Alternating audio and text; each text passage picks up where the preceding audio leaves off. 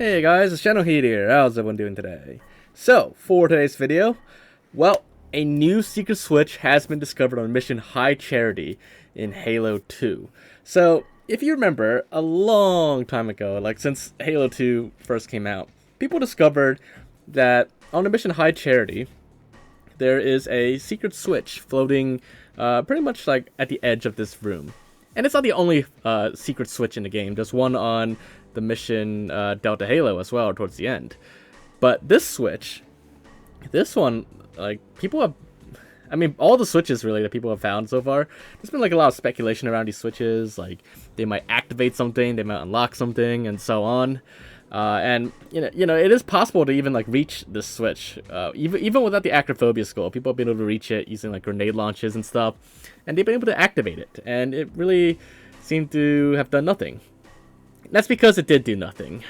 But I'll explain that. I'll recap that in a little bit. I actually did a video on that years ago, explaining what all these switches do. And I did look at the game files, and I did notice that on this mission there are actually more switches like hidden all over the map. But turns out most of them are inaccessible, as in they're like outside of the map, like outside the actual boundaries. So like you can't actually reach them no matter what, even in modules.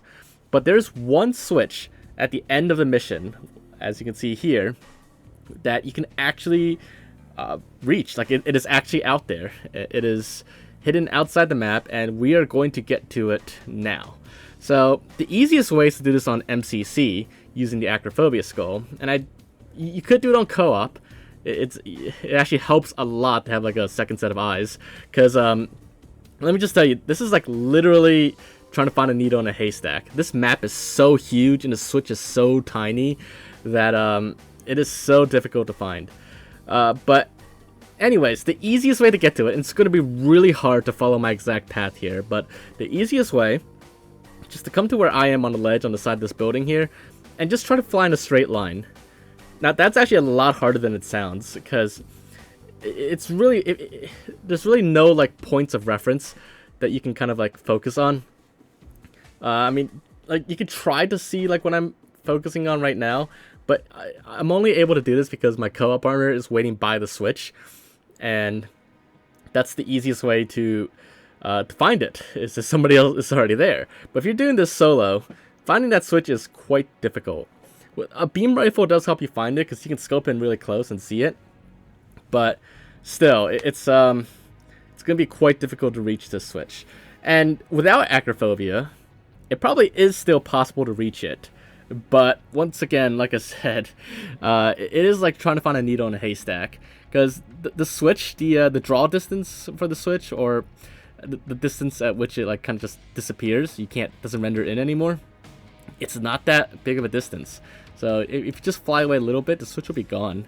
So it's really hard to spot, and the only times I've been able to do it by myself have pretty much just been pure luck. But it is reachable. It is out here. It is spawned in, and you can technically reach it on any version of Halo 2. But MCC with the acrophobia skull enabled is the easiest way to do this without modding or anything like that. So just like the other switch in the first chamber room that you're in, this switch, when you activate it, it does nothing. And the purpose of all these switches is that they're not like some secret like thing where if you activate all the switches, you'll unlock something or trigger some secret Easter egg. Unfortunately, these switches, they're all just like leftover like placeholder stuff. Basically, you can consider them as cut content, or just placeholders that Bungie forgot to delete when they finished this, when they released the game. And based on like the game scripts and the names of these switches and stuff like that, it does seem like at one point for the mission High Charity, like you were supposed to have like elevators that you activate and you go up. And there is like one elevator that you activate in the game on this mission, but it does seem like at one point early in development they intended there to be multiple elevators that you would just activate a switch to go up, or at least something along those lines. I can't say for sure, but that's what it does seem to suggest. But yeah, I mean, up until now, like I knew like there were more switches out there, but I've never been able to find this one in particular until now. So there you guys have it. That is the last accessible switch on the mission High Charity.